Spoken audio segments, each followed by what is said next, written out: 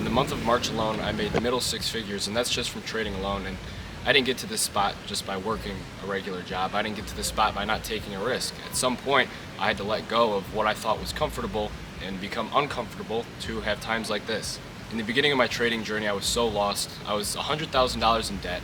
I had no direction. I had nowhere to go. I was living in my parents' house. Everything was rough, and I was taking a risk that I quite frankly couldn't confirm was even real. But what got me to where I am today is delusion, is the fact that I loved and I had so much passion and so much belief in myself that I would get to where I'm at. The fact that I started vibrating and operating on that level regularly. From luxury cars, luxury watches, whatever money can buy you, yes, it's cool, but this journey has taught me so much more than to be thankful for money, because trading exploited every negative flaw that I had of myself, and I realized who I was as a man, and I wasn't happy with myself. So that's what trading did. It forced me to make a change. If I can't make a change in my outside life, how can I expect to be successful inside of trading? A practice that I was doing that I really recommend you guys doing is doing something in your outside life that's going to correlate to trading. I remember I was running miles, and I hate running, but I knew it would make me better. I knew it would challenge me. I knew it would build discipline in me. So I started doing that because I knew my outside life would correlate directly to trading. I was hitting the gym every single day, running miles every single day, eating healthy, doing the things that I needed to do, not giving in to cheap dopamine. Here's the thing about cheap dopamine. Let's just say this is our baseline level, and let's just say we're scrolling, right? What is dopamine first off? First off, dopamine is the excitement for what's about to happen, whereas serotonin is being thankful for what you have right now. So artificial dopamine, it's going to spike, but just as high as you go, you're going to go lower as well. And every time you take that next scroll, you're just making it back to baseline, and then you're traveling just as far down. So your baseline slowly starts to move down. That's why so many people are so depressed. That's why so many people vibrate at such a low level. Whereas if it's natural dopamine, where you had to put effort, you had to put time and work in, yes, you're going to spike, but you're going to level out also. I realized this very quickly, and I was $100,000 in debt. By my second year, I had it paid off, and I was $100,000 in profit. It's 4 years later, and I can happily say that I've conquered the game of trading. I've been in your shoes, I've been confused, and I've been lost. I know exactly how you feel, but what's the root of the problem? What's the root of the problem for all traders is that they can't take a loss. Their ego is so big to the fact they think they're going to win every trade, and when that loss rolls around, they can't accept it because they put all of their value into the idea of money. And like I was just talking about, the money is not what I'm thankful for when I'm a profitable trader. It's the fact of who trading made me. So that red P&L is where you see that true advancement in yourself. Okay, I took a loss. I need to go back and I need to learn from it. When our P&L is red, we often get targeted with this very negative, very red, very downhill emotion. But how do we translate that? We have to turn that negative and channel it into a positive, so that way we don't establish fear or subconscious bad habits inside of the market. If I'm going to go take a loss and I'm going to go pout about it, then I'm going to feel so negative to an extent, my subconscious is going to soak that in, and the next day I go into the market, I'm going to be so scared of feeling that same way that I did the previous day. So we channel that emotion by productivity. How do you feel when you clean your room? You probably feel good about yourself. You just did something, that was good for you, so you get like a little boost of dopamine and serotonin because you did something productive. Same thing with trading. You take that loss, start doing something productive so you can channel that into something positive. How do you do that? You can journal.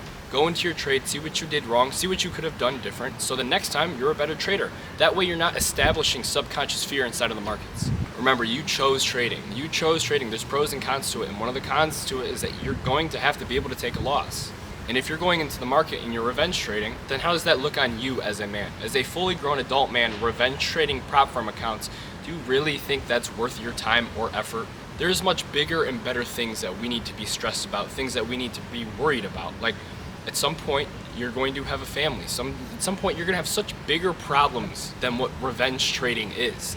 And if you can't get past the fact that you shouldn't revenge trade, yet you still do it, how do you expect to get through life? Do you think Warren Buffett took a loss on his little stock exchange account and then went and revenge traded across a bunch of other stocks? No, he's profitable because he knows his edge. Trading is a game of numbers, and if you can't understand that, then you will not win. Our amygdala, which is responsible for threat detection, it's responsible for our emotion, and our anterior cingulate cortex, which is also something that amplifies emotion. When we're in the market, when we take a loss, we're very emotional.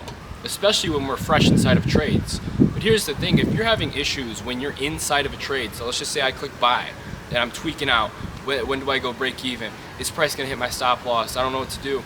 That's the thing, you should have put all of your analysis, all your work, and all your effort into the trade before you enter. You need to have everything planned out and sorted out before you get into the trade. So by the time you're in the trade, there's nothing else you can do. The work has been done. It's just a matter of fact of getting an answer. Did I win? Did I lose? Is it a chance to get better, or is it a chance to learn? Again, I've been through that cycle. I've revenge traded. I've done all of that. I mean, I did it for years. I lost $100,000 doing that. I want you to put yourself in my shoes. At $100,000 saved up, I was about 17 years old. Went into the markets being sold a big dream by these YouTubers, by these core sellers, all these people, and instantly got in there and I lost it all. They were not emphasizing how important psychology is, and if your brain and your mental is not in the right place, then you will not last long in this game. Typically with a lot of my new students, I see people, they're lowering their trade frequency, which is something that I stress a lot, is like max 1 to 2 trades a day, if even that. But that's not to say you should be taking trades every day. You have to know how to take time off from the market. You have to know how to say to yourself, okay, market conditions aren't good, I have to get off. Us as traders, we're not paid off of how hard we work, we're paid off our decision making. And if we can't decide that, okay, conditions don't look good here, I'm not going to trade. But that's the thing, is you're so addicted to the dopamine and you're so addicted to the trading, to the fact where you aren't going to be able to tell yourself no. You are in the market every day fiending for some sort of answer. I know a lot of you guys also probably feel behind, but keep in mind, you have to know the game that you're getting into. Traders, and me for example, yes, I struggled for a year. Yes, that year was horrific. It killed me. I was extremely depressed. I'm not going to go into that, but it broke me down and it killed me. This is one of those things where it's not something where you're clocking in and clocking out. You're taking a risk of not just your money, but also your time. This process can take a while, but when you're in the moment, you're fiending to see the next step. You're fiending to see what's to come, but you're not really breaking down and enjoying your journey. Let's think about a weightlifter. Someone who is going to the gym has the long-term goal of being buff, but when it comes to 6 years of waking up every day and going to lift, that's not what they're thinking about. They're not thinking about getting buff. They're falling in love with the small things that's inside of, going to the gym and all that sort of stuff. So for me, I fall in love with, maybe an energy drink. I fall in love with a bunch of different stuff. Same thing in trading. You need to learn to fall in love with the process. I wake up every day. I'm extremely grateful to be here. I'm extremely grateful for the opportunity that I have to teach the people that I teach, talk to the people that I know. And the process doesn't seem like it's so long. It's something that I'm grateful for, and it's something that I enjoy. Even the richest of the richest people don't care about the money when they're rich. They care about the journey. That's what they wish they could go back on, is to revisit the journey. So while you're in this stage and the current situation that you're in, you need to learn to enjoy it. And things can really turn around for you in a matter of a year, just like it did for me.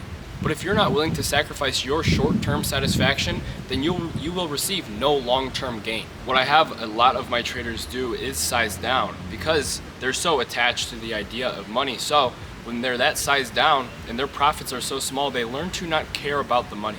Like I said, trading is a process, and first comes to all is your psychology is the most important. So when you size down, your psychology, it kind of numbs itself. So when you're sized down for a middle to long period of time, you start to detach from the idea of money and you start to focus more on the process. So I'm over here creating process-based traders rather than outcome-based traders. If you're so focused on the outcome, then again, you're not going to appreciate the journey. You're not going to do what is necessary.